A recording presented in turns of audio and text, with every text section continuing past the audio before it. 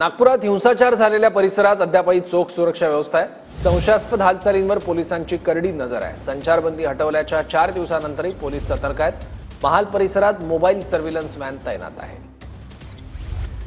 दुपारी 3 वाजतापासून नागपुरातील महाल परिसरातील संचारबंदी हटवण्यात आली, परंतु त्याच्या 3 दिवसानंतर म्हणजे आज चौथ्या दिवशीही या संपूर्ण परिसरातली सुरक्षा व्यवस्था जी आहे ती या ठिकाणी कायम आहे। आपण हे दृश्य या ठिकाणी बघू शकतो। नागपुरातील महाल परिसरातला हा छत्रपती शिवाजी महाराज चौक आहे।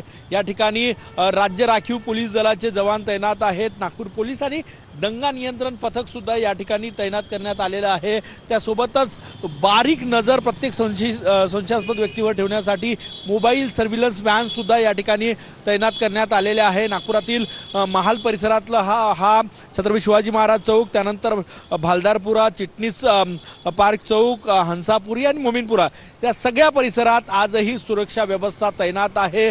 पोलीस सतर्क आहे। कॅमेरामॅन सचिन सयामसह गजानन उमाटे, TV9 मराठी, नागपूर।